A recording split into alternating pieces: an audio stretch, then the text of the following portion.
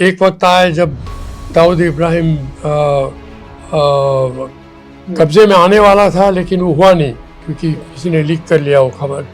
उसमें दरबार मदद कर रहा था हमारा। मेरे ख्याल से ये हाईजैकिंग जो हुआ ये काफ़ी डिलिबरेट चीज़ था। उसमें पाकिस्तानी डिप्लोमेट्स इन्वॉल्व थे, पाकिस्तानी नागरिकों इन्वॉल्व थे। ये किसी न एक तरीके से IC 814 में फेक पासपोर्ट, भारतीय पासपोर्ट लेके इन्होंने बोर्ड किया। गलत इंफॉर्मेशन पैदा किया कि ऋतिक रोशन ने कुछ कह दिया है नेपाल के बारे में, क्रिटिसाइज़ किया है, तो लोग सड़क पे आने लग गए। नेपाल भारत दूतावास के आगे आने लग गए, एजिटेशन शुरू हो गया।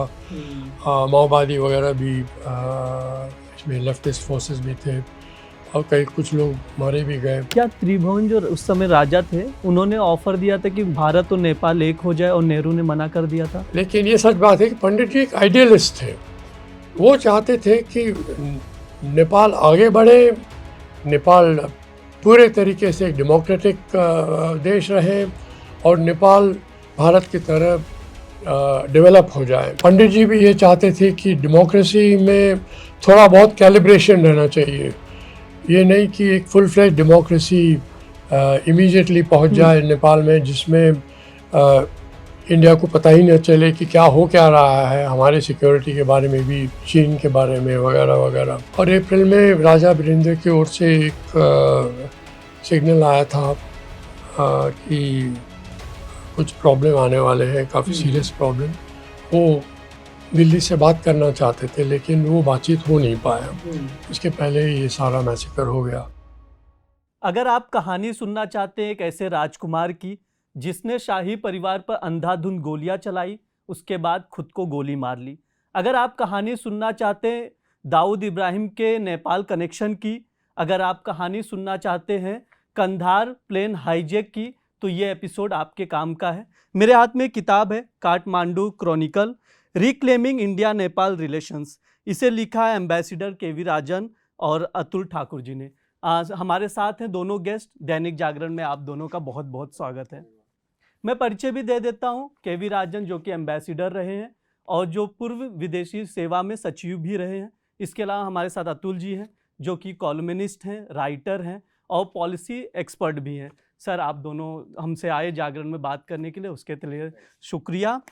सबसे पहले मैं ये जानना चाहूँगा कि ये आइडिया आया कैसे आप दोनों के मन में कि इस पर किताब लिखी जाए, कि किसने इनिशिएटिव लिया इस चीज़ को?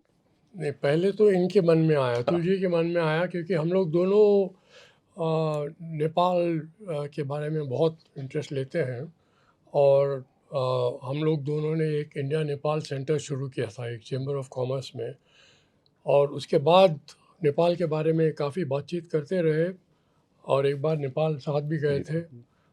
तो ये अतुल जी का आइडिया था कि जब आपका इतना एक्सपीरियंस रहा है नेपाल में, तो आप इसके बारे में लिखिए, मैं अपने तरफ से मैं रिसर्च करूँगा और रिसर्च प्लस पर्सनल एक्सपीरियंस एक यूनिक तरीके का एक किताब शायद हम लोग लिख पाएंगे।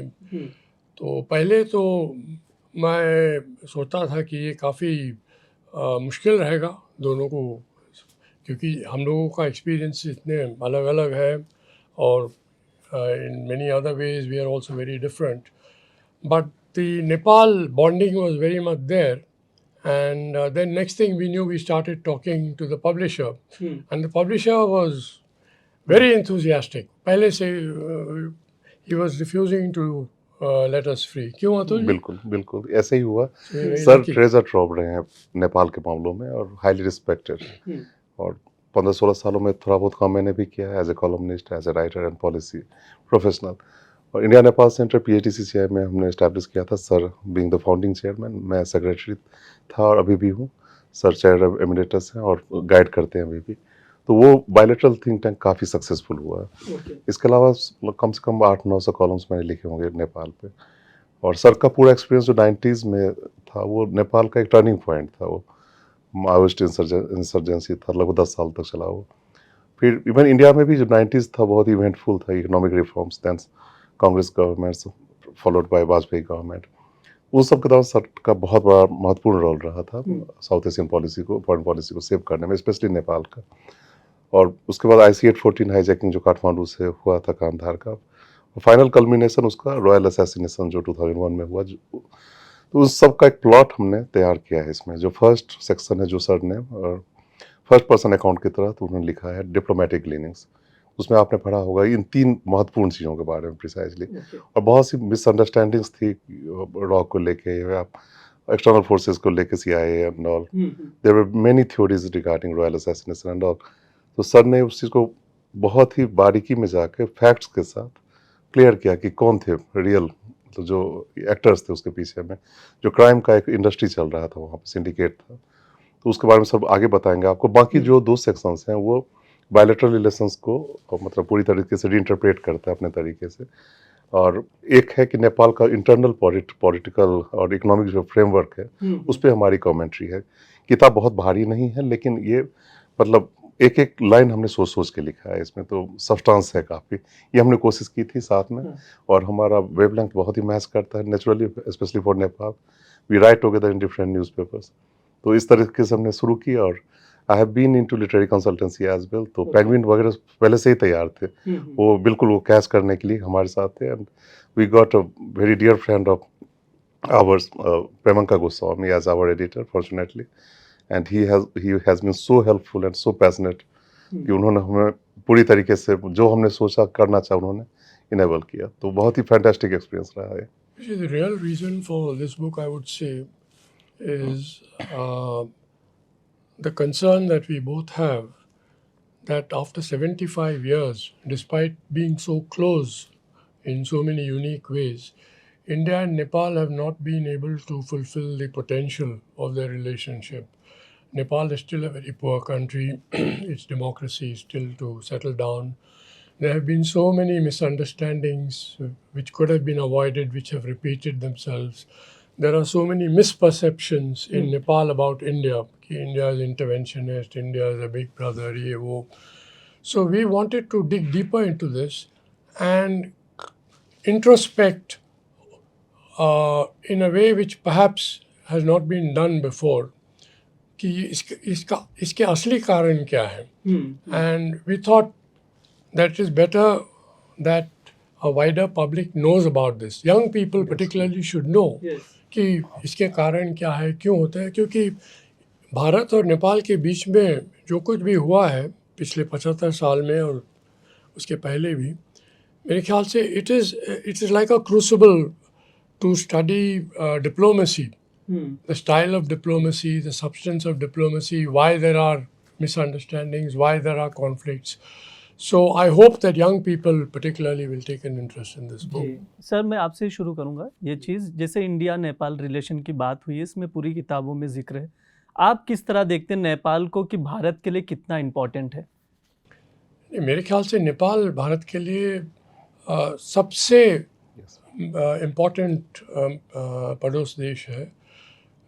उसके लोकेशन के कारण और उसके ख़ास संबंध जो है नेपाल भारत के साथ, उसके कारण भी, क्योंकि ऐसे कोई 2 देश शायद नहीं है जिसके बीच में इस तरीके के संबंध है। ओपन बॉर्डर है, सिविलाइजेशनल लिंक्स है, कल्चरल लिंक्स है, ऐतिहासिक लिंक्स है, इतना इकोनॉमिक कॉम्प्लीमेंटारिटी है। And we are really like a family more than anything else. Civilizationally we are one.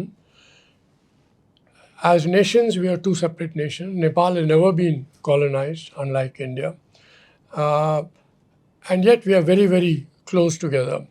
So I would say Nepal is terribly important, and then geopolitically also it is extremely important because China is a neighbor for Nepal, a neighbor for us. And Nepal is part of South Asia. So our destinies are interlinked. वो interlinkage बहुत ही गहरा है. हम लोग सोच भी नहीं सकते कि हम नेपाल के सिवाय किसी भी डायरेक्शन में जा सकते हैं. नेपाल भी सोच नहीं सकता है कि भारत में जो होता है उस पर कुछ इम्पैक्ट नहीं होगा. So it is a very close interlinkage, and it's an extremely important relationship. But sometimes it tends to be taken for granted, and that is a real problem. Why misunderstandings keep recurring, that we don't realize how important Nepal is and how different it is. It is similar to India, but it is totally different. हाँ अतुल जी, मैं इस पे और थोड़ा सा समझना चाहूँगा, Indians और नेपालीज में कैसी क्या क्या सिमिलैरिटीज़ हैं? जो सर ने कहा है वो मैं पूरा एग्री कर रहा हूँ, उसके बाद मैं ऐड कर रहा हूँ जो कह रहा हूँ। तो सिविलाइजेशनली मतलब हम लिंक्ड थे, एक थे, and we are two different countries, we respect each other sovereignty, we work very closely, but at times we get also enter into strange kind of situations. तो ये चीज़ें हो रही हैं क्योंकि कहीं ना कहीं एक गैप बन रहा है इंडिया नेपाल रिलेशनशिप को समझने में। तो वो जो एक नैरेटिव है, वो नैरेटिव को पहले हमें मतलब रीड्रॉ करना होगा, प्लान को फिर से रीसेट करना होगा। जो किताब का एक मेन एम है कि resetting India Nepal ties, resetting मतलब we looked back to look ahead. एक लाइन में ये देखा किताब का ये था, मतलब मेन जो ध्येय था, एम जो था। तो इंडिया और नेपाल में क्लोजनेस आप कहें तो एक तो 1850 किलोमीटर्स प्लस जो ओपन बॉर्डर है, वो एक बहुत बड़ा रीज़न है क्लोजनेस का। दूसरा, पीपल टू पीपल कनेक्ट, वो जो रोटी बेटी का संबंध हम कहते हैं, वो से मतलब वो डे टू डे, इवन आप देखें मोमेंट टू मोमेंट वो होता है। वो while being here, those who care for Nepal keep thinking about Nepal. Similarly, other way around, वहाँ से भी लोग, तो वो एक लाइवलीहुड का रिलेशन है, वो किनशिप का रिलेशन है, वो हेल्थ केयर का रिलेशन है, वो इतना डीप है कि वो सिर्फ ऑफिशियल वर्जन से वो उसको समझना मुश्किल है। ऑफिशियल एस्टैब्लिशमेंट में भी काफ़ी एम्पैथी रहा है, ऐसा नहीं है, बहुत ही डीपनेस और नेपाल को लेके एक रिस्पेक्ट रहा है। और तो India has been doing fabulously well in Nepal as a development partner. फिर भी वहाँ एस्पिरेशंस चेंज हो रहे हैं, पॉलिटिकल कंपल्सन्स चेंज हो रहे हैं नेपाल में, कंपल्सन्स बदल रहे हैं और वो शेप कर रहा है पूरे पॉलिटिकल कल्चर को। तो जो आइडियोलॉजी बेस्ड मतलब एक डेमोक्रेसी में एक्शन होना चाहिए था, वो कहीं ना कहीं अब कंप्रोमाइज़ हो रहा है। वहाँ पे अपॉर्चुनिज्म हावी हो रहा है, रियल अलाइनमेंट डिफरेंट सॉर्ट्स के हो रहे हैं जो एक्सपेक्टेड लाइन पे नहीं है। तो 90s में जब ये पीपल्स मूवमेंट चल रहा था, उसके बाद फिर 2006-7 तक, तो ये लग रहा था कि देश एक प्योर डेमोक्रेसी की तरफ बढ़ रहा है। और Nepal, we believe that Nepal is a successful democracy despite the changes of the frequent changes of the government. वो एक अलग चीज़ है, लेकिन पीसफुल ट्रांजिशन जो है पावर का, वो हमें नोट करना चाहिए, वो हो रहा है नेपाल में। That means democracy surviving there, it is not thriving, that's another concern we have. और इंडिया के लिए नेपाल बहुत ही महत्वपूर्ण है, वो ऑप्शनल नहीं है रिलेशनशिप हमारा, क्योंकि open border 1850 plus kilometre plus deep people to people connects, इन दो फैक्टर्स को हम कभी भी नेगलेक्ट नहीं कर सकते। जी सर, इतिहास की ओर चलते हैं कि 1947 से पहले क्या स्थिति थी नेपाल की? No, I mean, Nepal has always been an independent country, but the British, because of their own great game, which was going on at that time, international great game जो चल रहा था, they decided first at the time of the East India Company, then when the British government took over India, that they should keep Nepal as an independent sovereign country. They should not try to interfere with that, but they should make sure that Nepal does not pose any kind of a security problem for them. And they were not interested in democracy in Nepal, they were not interested in development in Nepal, and they wanted Nepal to be totally isolated from the world. So वहाँ पे वो Rana family had been in power for a long time. वहाँ पे the monarchy was a virtual prisoner, नाम के लिए था, लेकिन there was no power, no particular status for the monarchy. It was when India became independent और अंग्रेज़ों ने ये काठमांडू वैली जो एलिट है, 4-5 families which had been in power, which are very influential in Nepal for a long time, उनके दिमाग में ये डाल दिया था कि भारत एक बहुत ख़तरनाक देश है, you should not trust Indians. तो ये एंटी इंडियन फीलिंग तब से पैदा हुआ था। जब when India became independent, there were Nepalese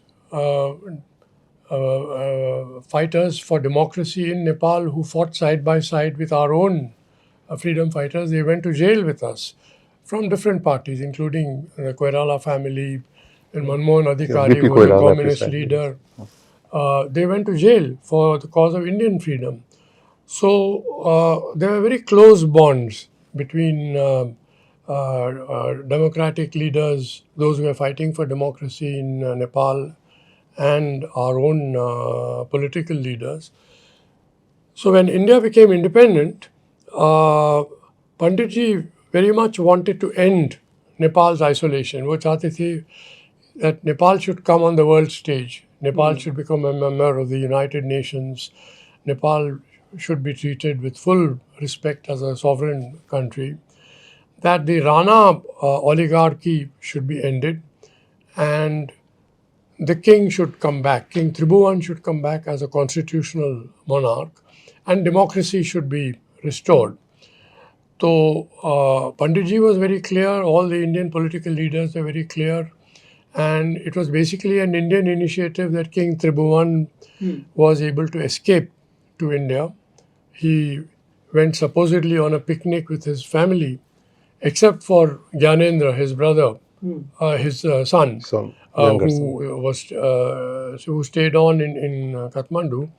But Mahendra and the other children, including Birendra and so on, they were smuggled out to the Indian embassy and then brought to India. वो Hyderabad house में रुके कई दिन तक.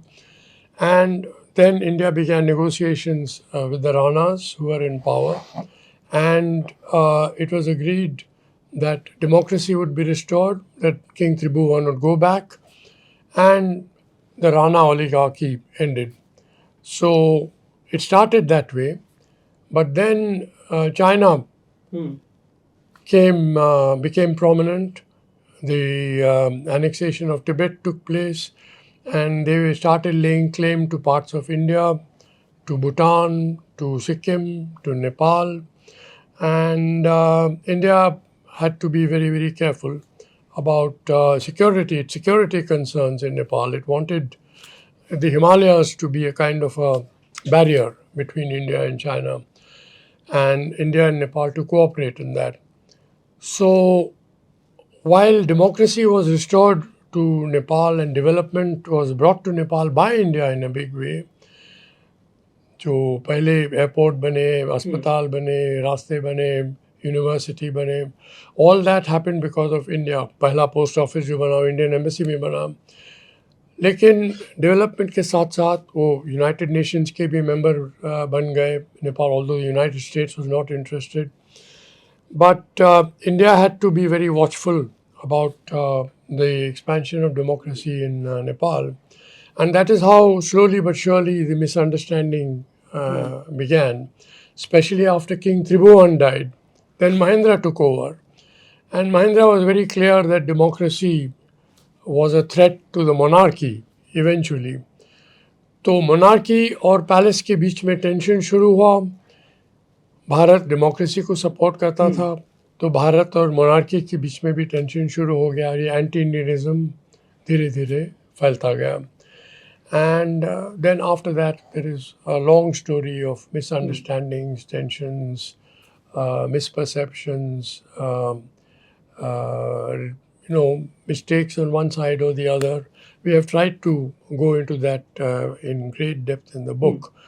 But it's a long and very, very fascinating story, at times a very tragic story. But we have tried our best to speak from our hearts. And share in, whatever could be shared. Many things cannot be shared, but whatever can be shared with the reader, we have tried to share it very honestly and very objectively, including mistakes perhaps made by the Indian side. Sir, इसमें और थोड़ी सी चीज़ें हम लोग जानना चाहेंगे कि जो नेहरू थे उस समय नेपाल के डेमोक्रेसी के लिए क्या प्रयास किए? नहीं, इनिशियल अटेम्प्ट यही था कि वहाँ पे फुल फ्लेज्ड एक मल्टी पार्टी डेमोक्रेसी आ जाए, और एक कोalition बन गया था वहाँ पे, जिसमें बीपी कोइराला जी प्रधानमंत्री थे और किंग त्रिभुवन भी थे, और हम एडवाइस कर रहे थे कैबिनेट को वगैरह वगैरह। तो डेमोक्रेसी ठीक तरीके से उसका शुरुआत हुआ। लेकिन किंग त्रिभुवन के समय में भी बीच में कुछ थोड़ा बहुत मिसअंडरस्टैंडिंग शुरू हो गया था पैलेस के बीच में, पैलेस और डेमोक्रेटिक पार्टीज़ के बीच में। पंडित जी भी ये चाहते थे कि डेमोक्रेसी में थोड़ा बहुत कैलिब्रेशन रहना चाहिए, ये नहीं कि एक फुल फ्लैश डेमोक्रेसी इमीडिएटली पहुंच जाए नेपाल में, जिसमें इंडिया को पता ही न चले कि क्या हो क्या रहा है, हमारे सिक्योरिटी के बारे में भी, चीन के बारे में वगैरह वगैरह। तो 1950 से ये थोड़ा बहुत मिसअंडरस्टैंडिंग शुरू हो गया था। और किंग त्रिभुवन के बाद जब महेंद्र जी आए, महेंद्र फुल पावर्स लेने की कोशिश की, उन्होंने कोशिश किया, डेमोक्रेसी को अबॉलिश कर लिया और पॉलिटिकल लीडर्स को सारे प्रेजेंट में डाल दिया। कई पॉलिटिकल लीडर्स भारत आ गए और भारत पॉलिटिकल लीडर्स को सपोर्ट कर रहे थे। लेकिन चीन के बारे में राजा महेंद्र का भी विचार काफ़ी भारत के तरह उनके भी कई रिजर्वेशंस थे चीन के बारे में। तो उन्होंने भारत को परमिशन वगैरह दिया बॉर्डर आउटपोस्ट बनाने के लिए वगैरह। लेकिन जब राजा महेंद्र के साथ कुछ मिसअंडरस्टैंडिंग शुरू हुआ, हमारे जो राजदूत थे, कई बार राजदूत थे, डिप्लोमेट थे काठमांडू में, रसगोत्रा साहब जो विदेश सचिव भी बने बाद में, वो कहते थे कि यदि हम राजा महेंद्र को अलग तरीके से ट्रीट करते थे तो वो बहुत ही प्रो इंडिया थे। वो हर हफ्ता इंडिया हाउस आते थे हमारे कल्चरल प्रोग्राम अटेंड करने के लिए, भारत को बहुत चाहते थे, भारत को बहुत इज़्ज़त देते थे। लेकिन जब उन्होंने देखा कि भारत पॉलिटिकल पार्टीज़ को सपोर्ट कर रहा है और पॉलिटिकल पार्टीज़ मोनार्की के ख़िलाफ़ है, तब वो चीन की ओर उन्होंने देखना शुरू किया और चीन भी अपना मिस्चिफ शुरू कर लिया। चीन भी अलग अलग तरीके से अपना इन्फ्लुएंस आगे बढ़ाने की कोशिश किया।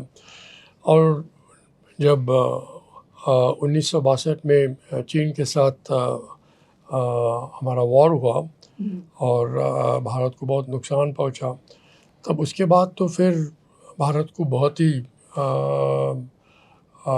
वॉचफुल रहना पड़ा, बहुत ही केयरफुल रहना पड़ा और नेपाल के साथ हमारे संबंध बिगड़ते रहे उसके बाद। तो यही मेरे ख्याल से बैकग्राउंड है। और उसके बाद हम लोग पूरे तरीके से रिकवर नहीं पाए और चीन का भी इन्फ्लुएंस बढ़ता रहा है नेपाल में। सर, सोशल मीडिया पे एक जो सवाल है काफ़ी वायरल हुआ था, हम लोग ने सोचा कि इसका जवाब मैं आपसे लूँ। क्या त्रिभुवन जो उस समय राजा थे, उन्होंने ऑफर दिया था कि भारत और नेपाल एक हो जाए और नेहरू ने मना कर दिया था? नहीं, उन्होंने मेरे ख्याल से उन्होंने इस तरीके का ऑफ़र तो नहीं किया था। लेकिन ये सच है कि उन्होंने इसके बारे में चर्चा किया था, शायद कैजुअली पंडित जी के साथ। ये देखिए, हम अभी डेमोक्रेसी लाना चाहते हैं नेपाल में, सारा स्ट्रक्चर बदलना चाहते हैं, डेवलपमेंट लाना चाहते हैं, वहाँ पे इंटरनेशनल रोल प्ले करना चाहते हैं, आप हमको मदद करने वाले हैं। लेकिन हमारा कोई एक्सपीरियंस नहीं है इसमें। आप लोगों के साथ तो अंग्रेज़ों का जो कनेक्शन था उस कारण से आपके इंस्टीट्यूशन बने, डेमोक्रेटिक एक्सपीरियंस रहा है वगैरह, हम लोग के पास तो नहीं है। तो हम लोग जब इतने पीछे हैं भारत के पीछे, तो शायद भारत के साथ जो संबंध है वो और भी गहरा रहना चाहिए, क्योंकि हमें भारत का मदद बहुत ज़रूरी रहेगा और ये नॉर्मल डिप्लोमेटिक रिलेशन से शायद नहीं होगा। पंडित जी इस बारे में काफ़ी गहराई में उन्होंने सोचा था, ये कहते हैं। लेकिन उन्होंने कहा कि नहीं, हम चाहेंगे कि ये एक्सपीरियंस से होगा। डेमोक्रेसी जो है एक्सपीरियंस का सवाल है। डेमोक्रेसी किसी भी देश के लिए आसान नहीं है। आजकल भी आप देख रहे हैं इतने पुराने डेमोक्रेसी हैं, कौन सा डेमोक्रेसी है जो परफेक्ट है? डेमोक्रेसी तो एक्सपीरियंस का सवाल है। तो पंडित जी इस बारे में काफ़ी स्पष्ट थे कि पहले बहुत आपके प्रॉब्लम्स रहेंगे, हम लोग जितना हो सके मदद करेंगे, लेकिन एक्सपीरियंस से ज़रूर सेटल होगा। और आपके लीडर्स जो हैं बहुत ही एक्सपीरियंस लीडर्स हैं और उनके हाथ में डेमोक्रेसी बिल्कुल सेफ रहेगा। तो ये इस बात को आगे बनने नहीं दिया उन्होंने। और प्रणब मुखर्जी ने शायद उनके मेमोइर्स में भी लिखा है कि पंडित जी ने तो इसको मना कर लिया था इस आइडिया को। यदि शायद इंदिरा जी प्रधानमंत्री रहती थी तो उनका रिएक्शन अलग रहता था। ये तो किसको पता नहीं है क्या होता था क्या नहीं होता था। लेकिन ये सच बात है कि पंडित जी एक आइडियलिस्ट थे। वो चाहते थे कि नेपाल आगे बढ़े, नेपाल पूरे तरीके से एक डेमोक्रेटिक देश रहे और नेपाल भारत की तरह डेवलप हो जाए। तो ये तो मेरे ख्याल से पूरे डिटेल में किसी को पता नहीं कि क्या, क्योंकि लिखा नहीं गया है कहीं भी कि क्या एग्जैक्टली।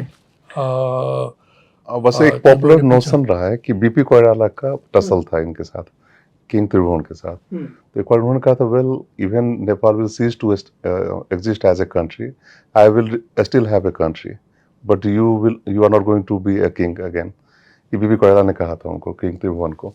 तो ये सब कहीं डॉक्यूमेंटेड नहीं है उस तरीके से, लेकिन बीपी कोइराला का स्टिफ मतलब ये था उनके साथ, रेसिस्टेंस था दोनों तरफ से। और थोड़ा सा मैं फिर इंडियन फ्रीडम स्ट्रगल की तरफ भी देखना होगा कि डेमोक्रेसी इंडिया और नेपाल में ऑलमोस्ट साथ ही साथ आया है। 1950 ट्रीटी के बाद दिल्ली डिक्लेरेशन हुआ था, इसके बाद नेपाल में समहाउ एक सिंबॉलिक डेमोक्रेटिक मतलब ये हुआ था, मतलब शुरुआत हुई थी डेमोक्रेसी की। और किंग महेंद्र ने जैसे सर ने कहा कि उन्होंने डेमोक्रेसी को खत्म किया, एब्सोल्यूट मोनार्की को उन्होंने वापस लाया। तो हालांकि वो भी जो 10 साल का फेज था वो बस एक सिंबॉलिक ही था। तो उन्होंने पंचायती सिस्टम को इंट्रोड्यूस किया था, जो नेपाल में कह सकते हैं first full fledged democratic experiment था। और लेकिन लोग उससे खुश नहीं थे नीचे पर। लेकिन एक बहुत अच्छी उस सिस्टम की बात थी डिसेंट्रलाइजेशन, जो विलेज डेवलपमेंट काउंसिल बनाया गया था, गांव पालिका बनाए गए थे। तो वो सब चीज़ें किंग महेंद्र ने इंट्रोड्यूस किया था। अब बात रही फ्रीडम स्ट्रगल की, तो जैसे विश्वेश्वर प्रसाद कोइराला, उनके मातृका प्रसाद कोइराला, मनमोहन अधिकारी जी और भी जो फर्स्ट जनरेशन लीडर्स थे, उन लोगों ने बढ़ चढ़ के हिस्सा लिया था, जेल गए थे कई बार। हमारे फ्रीडम फाइटर्स जयप्रकाश नारायण जी कई बार, सूरज नारायण सिंह जो मधुबनी के थे हमारे, वो सब कई बार नेपाल में जाके वहाँ पे छुपते थे जब अंग्रेजों का ये होता था, दमन होता था। तो और सबका जो एक एपिसेंटर था बनारस था, बनारस, कोलकाता और दरभंगा।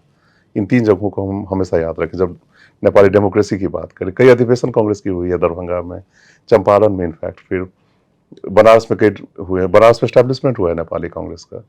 और अभी मुझे याद है उनका घर था रविंद्रपुरी में, रेंटेड अकोमोडेशन था, और लंबे समय तक कोइराला फैमिली का, जो हाल तक था वहाँ पे, क्योंकि उनको हमेशा देश से बाहर किया जाता था राजतंत्र के टाइम में।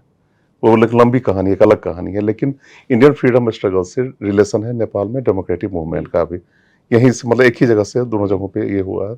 लेकिन सोवरेंटी का जहाँ तक बात है, ये कभी ऑफिशियली मुझे नहीं लगता डिस्कस किया गया था कि नेपाल को मर्ज हो जाना चाहिए इंडिया के साथ में। वो एक कही जाती थी बात। बिल्कुल सर, बार बार जिक्र होता है 1950s का इंडिया नेपाल ट्रीटी का। इस सिनारियो में कैसे देखते हैं अभी जो है, क्योंकि कई बार कहा जाता है कि जो अपॉर्चुनिटी नेपालीज को इंडिया में दिया जा रहा है, इंडियंस को नेपाल में नहीं दिया जा रहा है। इसको थोड़ा एलैबोरेट करेंगे।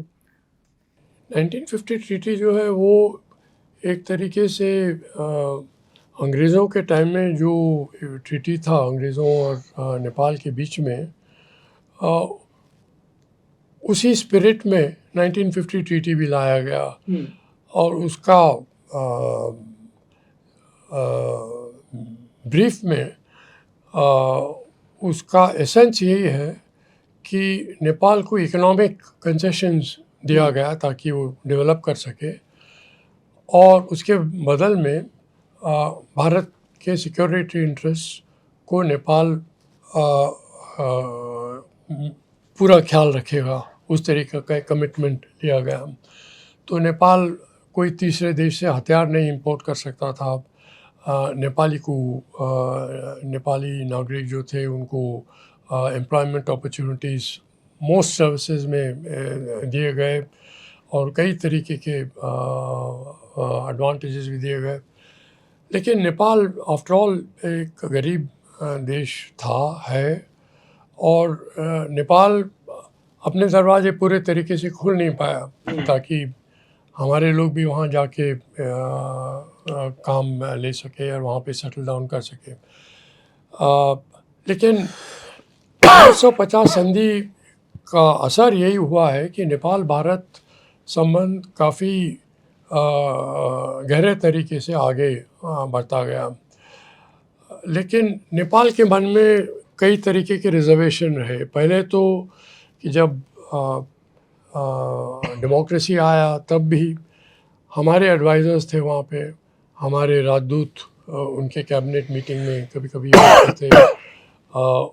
और जो 1950 संधि जो साइन किया गया, वो हमारे राजदूत जो काठमांडू में हैं वो और जो उनके प्रधानमंत्री हैं उनके बीच में साइन किया। तो वो कहते हैं इसमें इक्वालिटी चाहिए।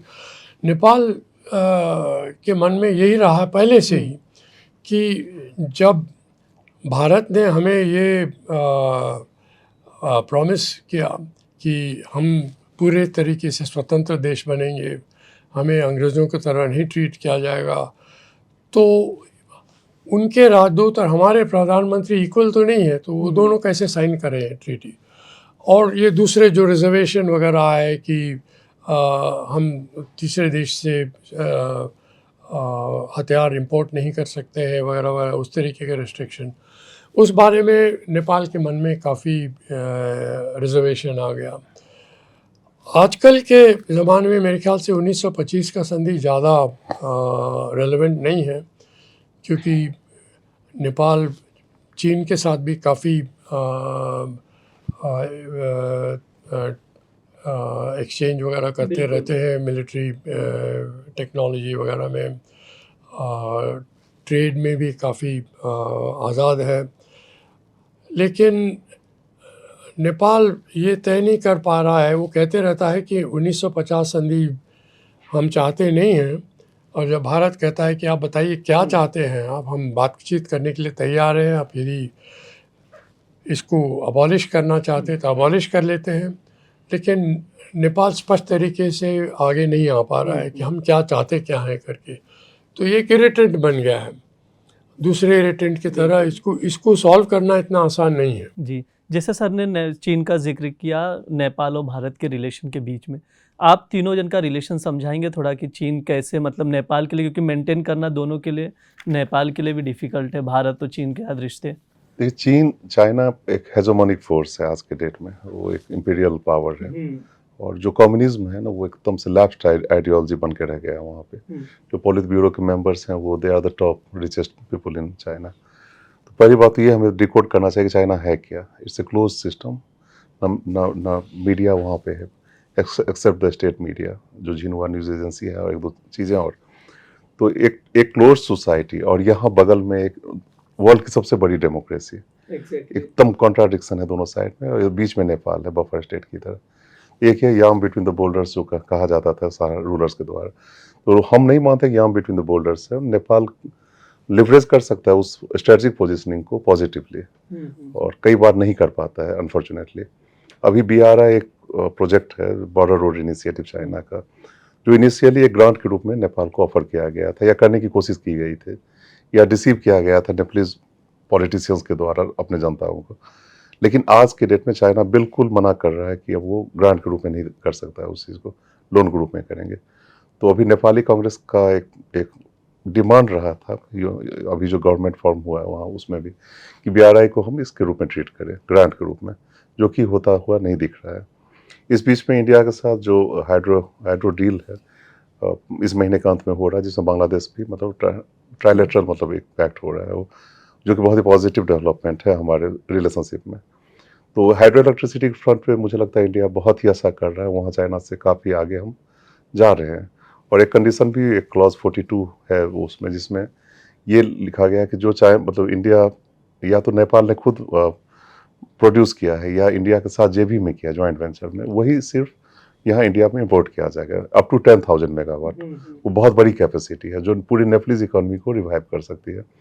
एक फ्रंट वो ठीक है, लेकिन we are lagging behind at multiple fronts like electric vehicles, जो कस्टम पॉलिसीज़ हैं उस सब में नेपाल ने खुद भी कई चीज़ों में डिस्क्रिपेंसीज दिखाए हैं कि चाइनीज़ गुड्स को लेके वो अलग कस्टम ये करते हैं, इंडियन गुड्स को लेके अलग कर रहे हैं। एक दो चीज़ें ये हैं, लेकिन जो ग्रैंड जो एस्पेक्ट है रिलेशनशिप का, उसमें चाइना का पुल इफेक्ट है, इसे हम डिनाई नहीं कर सकते हैं, हेवी पुल इफेक्ट है। एक enormous amount of resources they are putting in Nepal. वो सॉफ्ट डिप्लोमेसी नहीं कहा जाए, वो मतलब एक डर्टी ट्रिक्स डिपार्टमेंट है उनका, जो पूरी तरीके से माइंड सेप कर रहे हैं वहाँ के एक सेगमेंट को। और इंडिया एकदम से अपोजिट साइड में एक डेवलपमेंट पार्टनर का जो रोल रहा है, ट्रेडिशनल रोल है, उसके हिसाब से हम काम कर रहे हैं। जैसा सर ने कहा कि पंडित नेहरू जी ने एक नेपाल पॉलिसी इंडिया के लिए शुरू में एक फाउंडेशन दिया था उन्होंने, और बाद में भी हमारे देश में एक खासियत रही है कि गवर्नमेंट चेंज होने के कारण से फॉरेन पॉलिसी में कोई मेजर चेंज नहीं आता है। अभी तक ये फॉर्चुनेटली हमने मेंटेन किया है, एक्सेप्ट द माइनर चेंजेस। तो वो फाउंडेशनल प्रिंसिपल्स जो हैं वो अभी भी हमें गाइड कर रहा है नेपाल में। चाइना का डेंजर रियल है, लेकिन एक बड़ा सेगमेंट अलर्ट हो चुका है उसको लेके।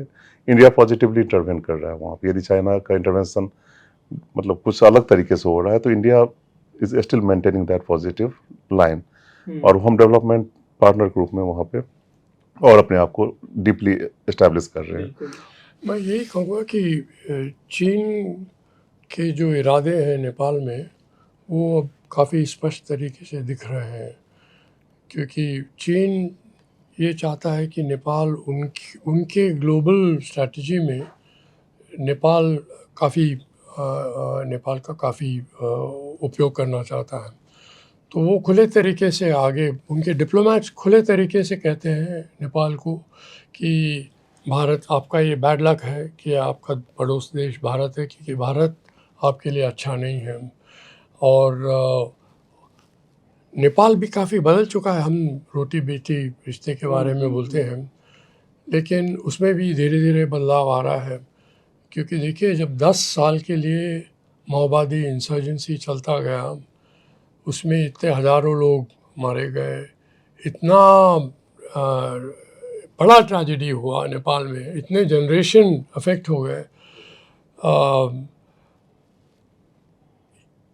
ये जनरेशन जो है, जो अब पॉलिटिक्स में आ गया, लेफ्टिस्ट फोर्सेस वगैरह में है, ये अभी कुछ साल में ज़रूर सत्ते में भी काफ़ी इन्फ्लुएंशियल बनेगा। कि आजकल जो लीडर्स नेपाल में हैं, जैसे ओली जी हैं, देवबा जी हैं, प्रचंड जी हैं, ये अलग अलग तरीके से ऑथेंटिक लीडर्स हैं। ये समझ गए हैं कि भारत नेपाल संबंध बहुत ही अच्छे रहना चाहिए नेपाल के इंटरेस्ट में। देखिए, हम कहते हैं कि प्रचंड जी एंटी इंडिया है, प्रो चाइना है। ये सच है कि कभी कभी उन्होंने चीन की ओर देखा है, हमें काफ़ी दुख पहुंचाया है। लेकिन ये भी सच है कि वो जब प्रधानमंत्री थे, हम लोग आगे बढ़ सके। जैसे कि पिछले बार प्रधानमंत्री बन के आए यहाँ पे कुछ ही महीने पहले, तो बड़े बड़े हाइड्रो इलेक्ट्रिक पावर प्रोजेक्ट्स उनके साथ हुए। उन्होंने कोई भी जो डिस्प्यूटेड एरियाज़ है उसके बारे में उन्होंने जिक्र नहीं किया। उन्होंने कहा कि हम ये अलग रखेंगे, 1950 संधि जिसके बारे में आप कह रहे थे, या दूसरे भी जो बॉर्डर डिस्प्यूट है वगैरह, उसके बारे में बातचीत नहीं किया। उन्होंने कहा हम सिर्फ डेवलपमेंट के बारे। ये माओवादी के प्रधानमंत्री इस तरीके से बात कर रहे हैं। ओली जी के समय में ये सच है कि कभी कभी वो चीन की ओर देखे हैं, बॉर्डर के बारे में उन्होंने कुछ इनिशिएटिव लिया जो हमें बिल्कुल पसंद नहीं था, प्रॉब्लम क्रिएट हो गए हैं। लेकिन मेरे समय में भी ओली जी जब एमआलए में मंत्री थे, और उसके बाद जब एमआलए ऑपोजिशन पार्टी था, तो महाकाली संधि जब के बारे में बातचीत हो रहा था, वो उन्होंने बड़े स्पष्ट तरीके से ओपनली कह दिया। जब उनके कम्युनिस्ट साथियों ने कहा कि देखिए, हम अभी ऑपोजिशन में हैं, हम ये देवबा सरकार है, कांग्रेस का सरकार है, अब ये महाकाली संधि साइन करना चाहते हैं भारत के साथ, हम इनका साथी क्यों करें, हम तो ऑपोजिशन में हैं। तो ओली जी ने ओपनली कह दिया कि भाई, हम क्या हफीम ले रहे थे क्या? जब हम लोगों ने सरकार में थे, हमने कहा कि महाकाली संधि करना चाहिए करके भारत के साथ। और उनके खिलाफ बहुत प्रोटेस्ट हुआ कि ये प्रो इंडिया है वगैरह। तो मैं यही कहना चाहता हूँ कि ये लीडर्स जो हैं ये समझते हैं, इनके साथ हमने पहले भी काम किया है, अभी भी मैनेज कर सकते हैं। जो कुछ भी प्रो चाइना पॉलिसीज़ भी बीच में नज़र आता है उसको हम मैनेज कर सकते हैं। लेकिन इनके बाद जो जनरेशन आएंगे शायद उसके बारे में बता नहीं सकते, क्योंकि 10 साल का जो माओवादी का जो इफ़ेक्ट हुआ है, जो सोशो इकोनॉमिक फोर्सेस जो रिलीज़ हुए हैं, क्योंकि माओवादी के समय में क्या 3-4 जो चीज़ चाहते थे, वो मोनार्की के ख़िलाफ़ थे, भारत के ख़िलाफ़ थे, डेमोक्रेसी के ख़िलाफ़ थे, और डेवलपमेंट में वो चीन का मॉडल इस्तेमाल करना चाहते हैं कि चीन असली देश है। तो उस तरीके का आइडियोलॉजी जो 10 साल के लिए, देखिए बचपन से 40% लोग थे शायद जो माओवादी में थे, एक्टिव सोल्जर्स वगैरह 40%, वो 17 साल या 17 साल के कम उम्र के थे। तो बचपन में उनको बंदूक दिया गया कि आप जो कोई भी आपके खिलाफ है आप बंदूक का इस्तेमाल कीजिए। तो उनका जो माइंडसेट वगैरह जो है शायद अभी तक पूरे तरीके से समझ नहीं पाए हैं। एक अभी कुछ एक किताब निकला है स्वाति नारायण का, जिन्होंने इनइक्वालिटी के बारे में कहा है और नेपाल में जो माओवादी मूवमेंट था उसके बारे में लिखा है, उसका असर क्या हुआ है। और एक तरफ से उस सोशो इकोनॉमिक डेवलपमेंट इक्वालिटी में बहुत अच्छा असर हुआ, माओवादी ने ये नए तरीके से विचार पैदा किया कि दलित के खिलाफ ये डिस्क्रिमिनेशन नहीं रहना चाहिए वगैरह वगैरह। लेकिन उसके साथ ही वायलेंस के बारे में, भारत के बारे में वगैरह वगैरह, वो आइडियाज़ भी 10 साल के लिए फैलता गया। तो हमें देखना है। और चीन, मेरे ख्याल से चीन कई साल से कोशिश कर रहा है कि लेफ्टिस्ट फोर्सेस जो है, माओवादी और कम्युनिस्ट पार्टी, साथ में मिलके साथ में रहे बाहर ओपनली, लेकिन वो सफल नहीं रहा है। ये फिर अलग हो गए, कुछ दिन पहले साथ में आए, फिर से कुछ ही दिन में अलग हो गए। चीन के मन में शायद ये है कि यदि दोनों नेता साथ भी नहीं हैं, प्रचंड जी और ओली जी, तो ये सेकेंड जनरेशन, थर्ड जनरेशन के जो माओवादी के टाइम से जो अभी पॉलिटिकल लीडर्स आगे आ रहे हैं, शायद वो एक तरीके से नए लेफ्टिस्ट फोर्सेस बनेंगे और उनके साथ चीन काम से तो काफ़ी वो इन्वेस्ट कर रहे हैं इन लोगों में, सेकेंड रंग, थर्ड रंग के जो लीडर्स हैं। तो इस बारे में मेरे ख्याल से भारत को काफ़ी ध्यान देना होगा। देखिए, अग्निवीर योजना जो रिसेंटली आई है, इसमें तो जो नेपाली गोरखा है उनकी भर्ती रोक दी गई है। अब वो तो अलग कारण से रोक दी गई है, लेकिन ये सच बात है कि नेपाली गोरखा एक काफ़ी एक सर्विसमैन जो थे वो काफ़ी एक पॉजिटिव कंस्टिट्यूएंसी रहे हैं भारत नेपाल में। वो हरदम नेपाल के साथ भी थे, नेपाल के नागरिक है तो नेपाल से तो बहुत ही लॉयल्टी, उसके बारे में कोई शक नहीं है। लेकिन वो चाहते, एक ब्रिज थे, एक पुल बन के रहे थे भारत और नेपाल के बीच में।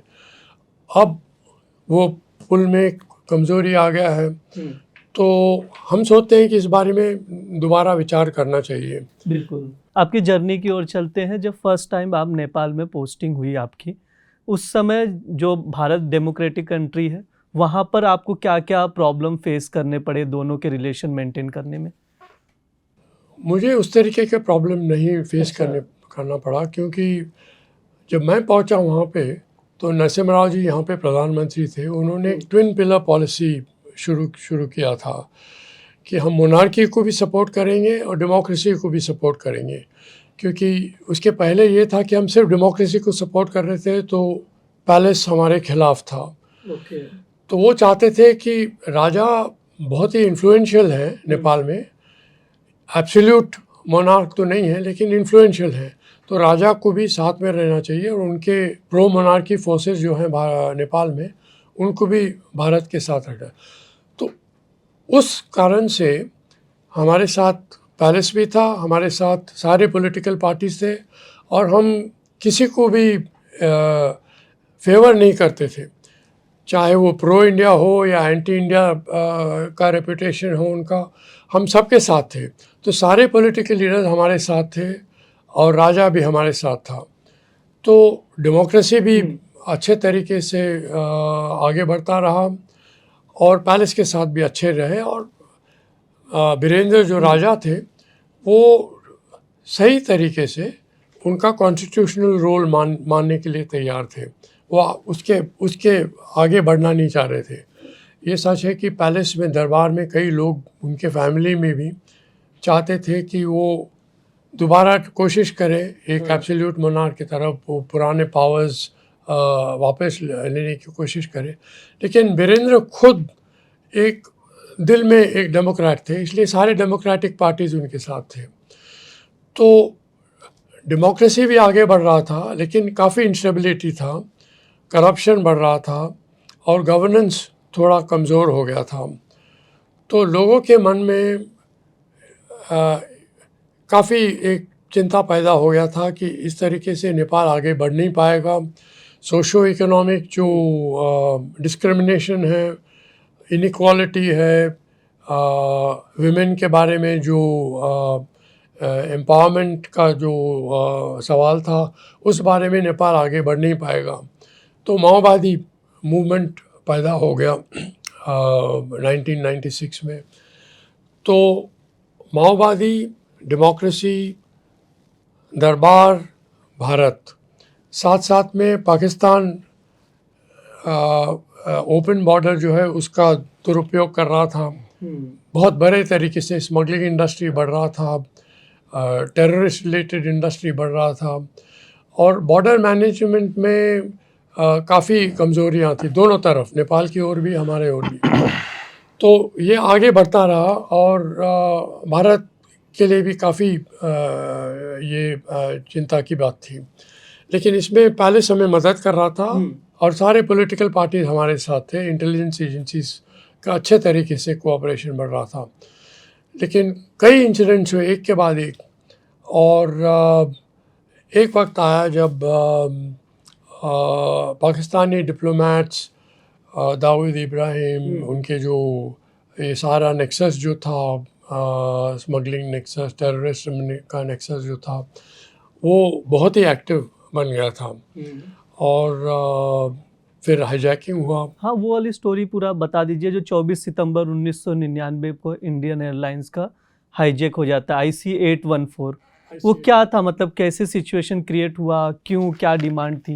यही था कि उसके पहले कई इंसिडेंट्स हुए जिसमें पाकिस्तान पूरे तरीके से एक्सपोज हो गया। पाकिस्तानी डिप्लोमेट्स, पाकिस्तान एम्बेसी, उन्होंने बहुत कोशिश किया अपने लोगों को प्रोटेक्ट करने का, लेकिन इसमें जैसा मैं कह रहा था, पैलेस का भी सहयोग था, पॉलिटिकल पार्टीज का भी काफ़ी मदद मिला, इंटेलिजेंस एजेंसीज का अच्छा कोऑपरेशन था। तो पाकिस्तान पूरे तरीके से एक्सपोज हो गया, बुरी तरीके से, और उनके डिप्लोमेट्स डिपोर्ट हो गए। एक वक्त आया जब दाऊद इब्राहिम कब्ज़े में आने वाला था, लेकिन वो हुआ नहीं क्योंकि किसी ने लीक कर लिया वो खबर। उसमें दरबार मदद कर रहा था हमारा।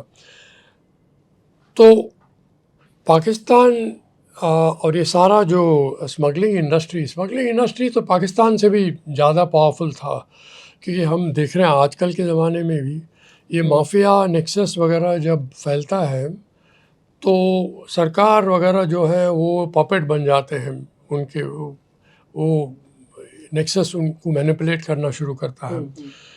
तो वही स्थिति बन रहा था वहाँ पे। ये नेक्सस बहुत ही पावरफुल बन गया था। नेक्सस बिल्कुल खुश नहीं था नेपाल का जो हिंदू आइडेंटिटी था, क्योंकि वो चाहता था कि बॉर्डर के साथ जो मस्जिद है, मदरसा वगैरह है, उसका इस्तेमाल किया जाए और ओपन बॉर्डर का दुरुपयोग किया जाए। लेकिन ये मोनार्की के भी खिलाफ थे, हिंदू आइडेंटिटी के भी खिलाफ थे और भारत के भी खिलाफ थे। तो उनके मन में ये था कि किसी न किसी तरीके से भारत और नेपाल के बीच में सीरियस मिसअंडरस्टैंडिंग पैदा किया जाए। वो चाहते थे कि माओवादी के साथ, क्योंकि माओवादी भी भारत के खिलाफ काफ़ी चीज़ कह रहा था, पैलेस के खिलाफ कह रहा था, डेमोक्रेसी के खिलाफ कह रहा था, तो वो उन्होंने शुरू कर लिया था पहले कांटेक्ट आईएसआई वगैरह के साथ। मेरे ख्याल से ये हाईजैकिंग जो हुआ ये काफ़ी डिलिबरेट चीज़ था। उसमें पाकिस्तानी डिप्लोमेट्स इन्वॉल्व थे, पाकिस्तानी नागरिकों इन्वॉल्व थे। ये किसी न एक तरीके से IC 814 में फेक पासपोर्ट, भारतीय पासपोर्ट लेके इन्होंने बोर्ड किया और हाईजैकिंग कर लिया। और उसका किस्सा तो अलग किस्सा, हम लोगों ने कोशिश किया इसके बारे में बातचीत करने के लिए। लेकिन इसका एक ऑब्जेक्टिव ये था कि भारत और नेपाल के बीच में सीरियस मिसअंडरस्टैंडिंग पैदा होना चाहिए और मोनार्की के खिलाफ भी एक तरीके से शुरुआत करना चाहिए, हिंदू आइडेंटिटी के खिलाफ भी। और उसके बाद कई इंसिडेंट्स हुए जिसके बारे में हम लोगों ने किताब में जिक्र किया है। ऋतिक रोशन के भी बारे में प्रोपेगेंडा वगैरह शुरू किया गया क्या था। था वो, मतलब क्या उनके नाम पे क्या दंगे हो गए थे ऋतिक रोशन के?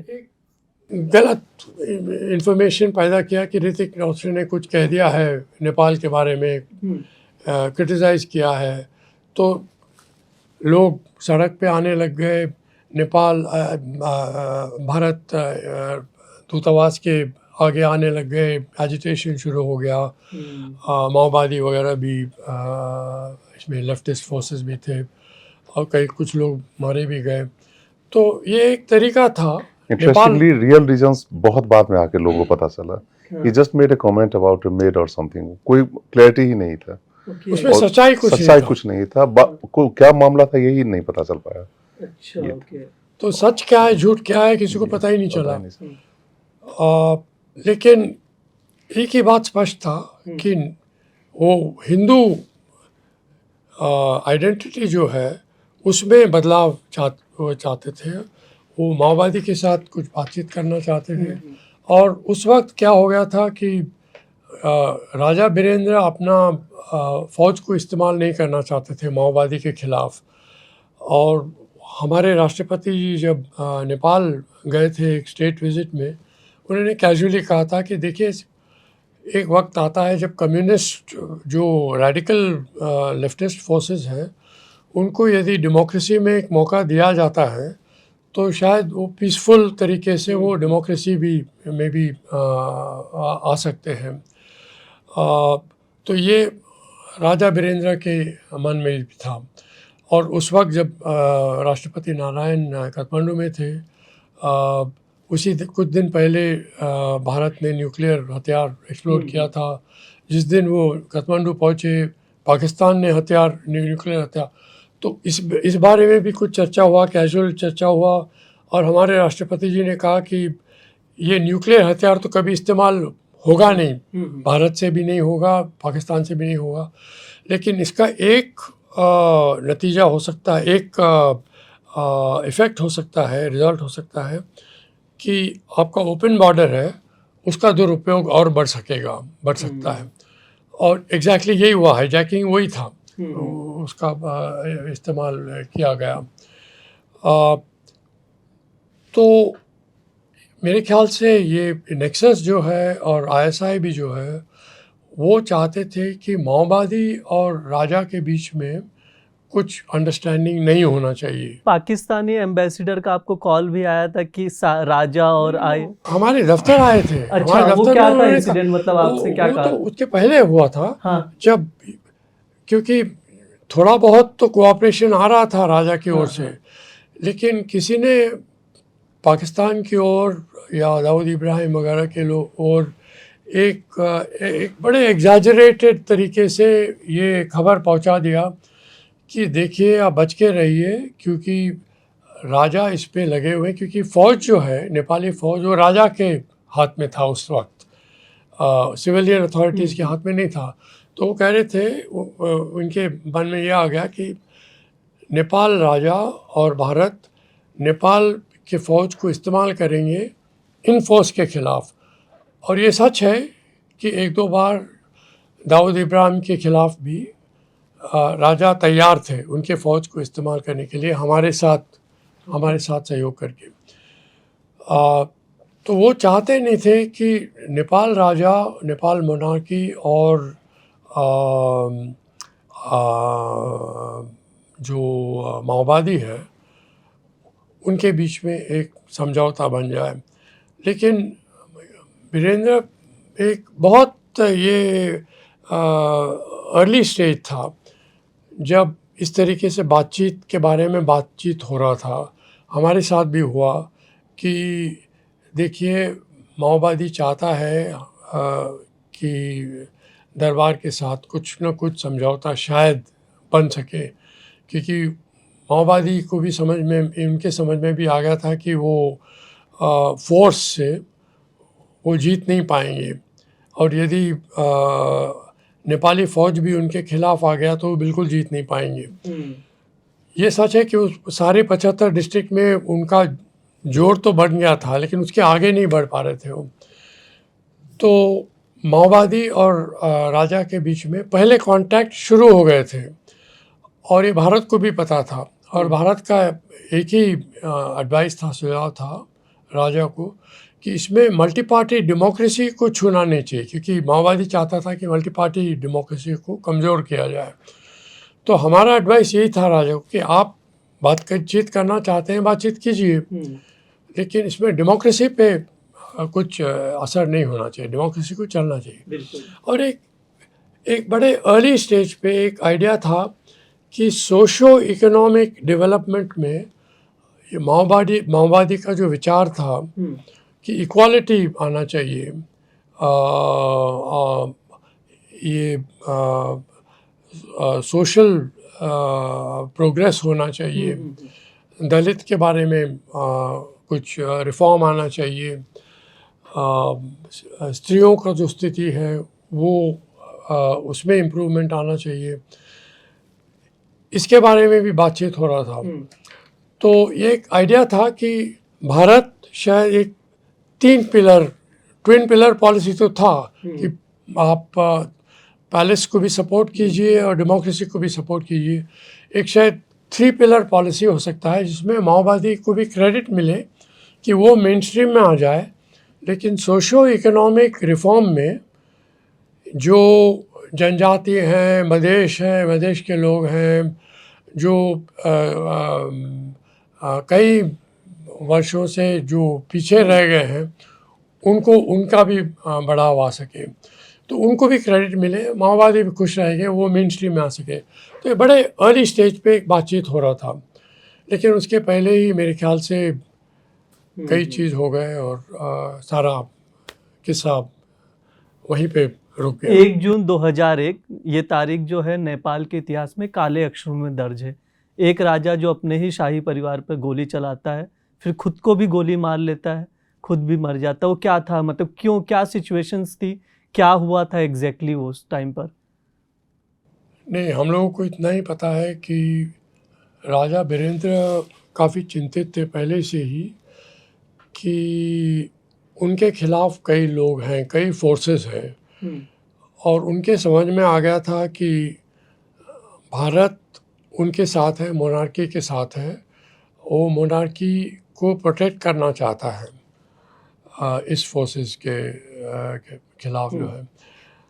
तो वो भारत को भी काफ़ी ट्रस्ट कर रहे थे, लेकिन जब ये फोर्सेस मोनार्की के खिलाफ जो है, भारत के खिलाफ है, वो आगे बढ़ रहे थे, तो और माओवादी भी आगे बढ़ के मोनार्की के साथ बातचीत शुरू कर रहे थे, तो गलत तरीके से क्राउन प्रिंस दीपेंद्र जो है उनके मन में, क्योंकि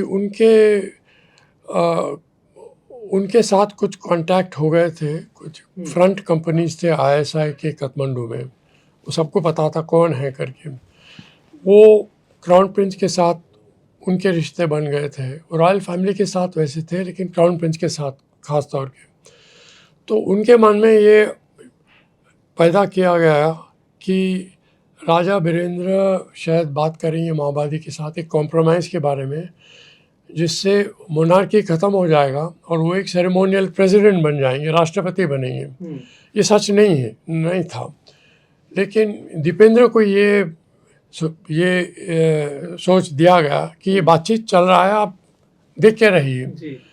और दीपेंद्र फंस गए थे ये फ्रंट कंपनी के साथ। वो ड्रग्स, अल्कोहल बार बार बीच में लेते गए और उनका पर्सनालिटी जब वो इस इन्फ्लुएंस में थे वो बदल जाते थे। Even arms training. He also took the arms training in Pakistan. तो वीरेंद्र जी बहुत इस बारे में चिंतित थे और बातचीत कर रहे थे हमारे साथ कि इस तरीके से क्यों इस तरीके बदल क्यों रहे वो। तो अब कई चीज़ के बारे में हम बातचीत नहीं कर सकते हैं बिल्कुल गहराई में, लेकिन कुछ चीज़ तो आगे आ गए, क्योंकि प्रेसिडेंट जी ने कह दिया है इंटरव्यू में नेपाली जर्नलिस्ट के साथ कि ISI हमारे पास आए थे और कह रहे थे कि देखिए हमारे कॉमन शत्रु हैं, भारत आपका भी शत्रु है, हमारा भी शत्रु है, राजा आपका भी शत्रु है, हमारा, तो हम साथ में आ जाए वगैरह वगैरह। ये इस तरीके से बातचीत हो रहा था, लेकिन दीपेंद्र के मन में ये पैदा किया गया था कि राजा प्रेसिडेंट बनने के बारे में बातचीत के लिए तैयार है माओवादी की। और अप्रैल में ही इस तरीके से कांटेक्ट शुरू हो गया था, होने वाला था। और अप्रैल में राजा वीरेंद्र की ओर से एक सिग्नल आया था कि कुछ प्रॉब्लम आने वाले हैं, काफ़ी सीरियस प्रॉब्लम। वो दिल्ली से बात करना चाहते थे, लेकिन वो बातचीत हो नहीं पाया। उसके पहले ये सारा मैसेकर हो गया।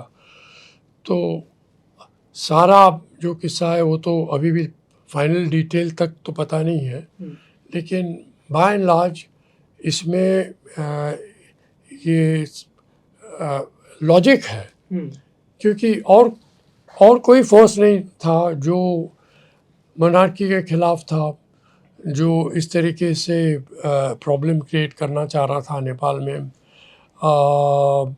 माओवादी भी पैलेस के साथ बातचीत करना चाह रहा था, पॉलिटिकल पार्टीज के साथ बातचीत शुरू कर लिया था, भारत के साथ भी बातचीत शुरू कर लिया था। तो उस वक्त माओवादी का भी कोई इंटरेस्ट नहीं था कि इस पे एक तरीके का इनिशिएटिव लिया जाए।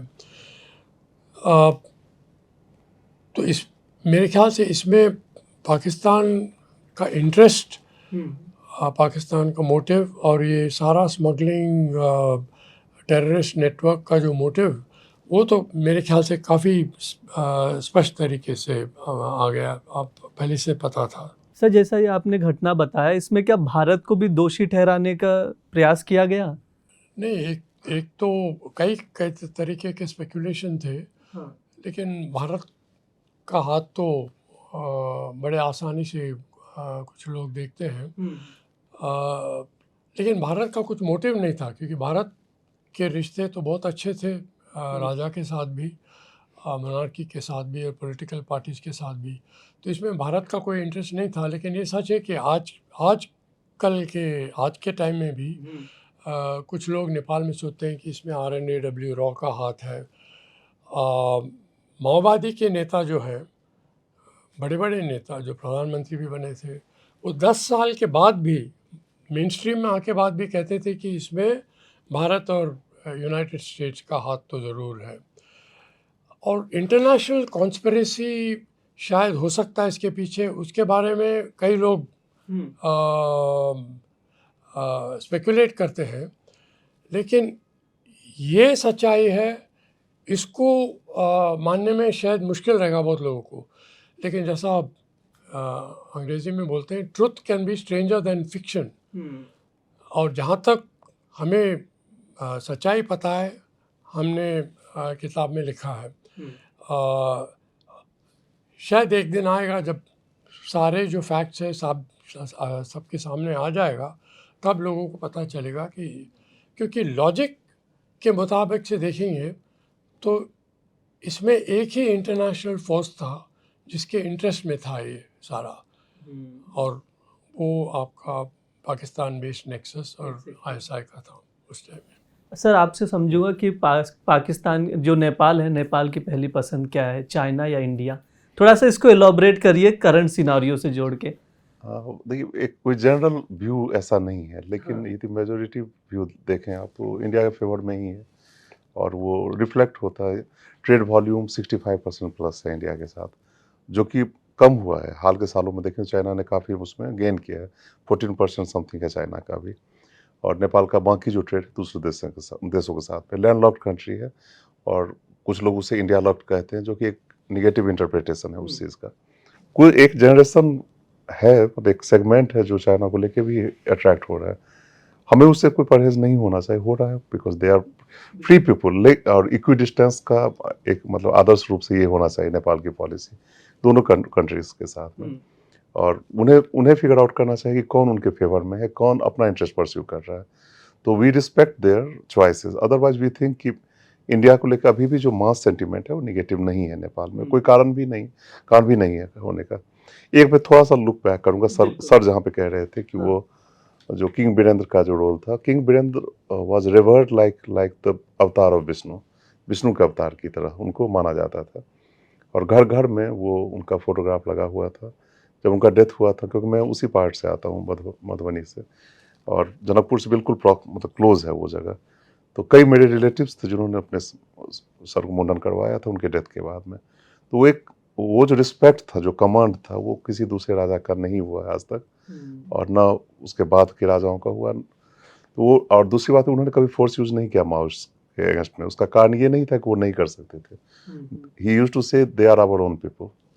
उनके छोटे भाई जो धीरेन्द्र थे वो नेगोशिएट कर रहे थे, और ऑलमोस्ट डील हो चुका था, पीस डील उनके साथ, माओस के साथ में। तो जो जैसा सर ने कहा है कि बिल्कुल इलॉजिकल नॉनसेंस था इंडिया की तरफ पॉइंट आउट करना। In fact India was supporting him, और हमारा एक इंटरेस्ट था उस टाइम में। और नेपाल में रेडिकल चेंजेस आए, radical in the bad sense. और फॉर्चुनेटली जब किंग ज्ञानेंद्र आए, उनके मन में एक कॉम्प्लेक्स था, कॉम्प्लेक्स ही कहना चाहिए। जब वो 4 साल के थे, he was left out in Kathmandu by accident then. और वो पहली बार राजा तब बने थे, ये दूसरी बार राजा बने थे। उनके मन में कहीं ना कहीं से एक ह्यूमन इमोशंस होता है, वो लगा कि मुझे छोड़ दिया गया, जो कि सच्चाई नहीं, तो वो छूट गए थे। Once he took back the control, तो वो थोड़ा हार्डलाइनर थे। हार्डलाइन बिजनेस में उनका काफ़ी प्रभाव रहा था। उन्होंने एब्सोल्यूट मोनार्की को लाया अपने ब्रीफ टेन्योर में, और मार्क्स के अगेंस्ट में फोर्स यूज़ किया, जो कि वो एक बहुत बड़ा ब्लंडर था। यदि इंस्टीट्यूशन, मोनार्की इंस्टीट्यूशन की बात करें हम, तो उस समय में भारत भी अपना एक मतलब क्लियर पोजीशन नहीं ले पाया उस चीज़ को लेके। वापस मोनार्की आ सकती है नेपाल में? हम रूल आउट नहीं कर सकते हैं, लेकिन एब्सोल्यूट मोनार्की नहीं आ सकती है। नहीं, मैं एक ही चीज़ कहूँगा कि जैसा अतुल जी ने भी पहले कहा था, हम पॉजिटिव चीज़ के बारे में ज़्यादा बात नहीं करते नेपाल का नेगेटिव जो कुछ होता है उसी के बारे में ज़्यादा हम ध्यान देते हैं। लेकिन नेपाल में अभी डेमोक्रेसी का रूट लग गया है। डेमोक्रेसी अभी रिवर्स नहीं कर सकते कोई। ये सच है कि पॉलिटिकल इंस्टेबिलिटी बहुत ज़्यादा है वहाँ पे।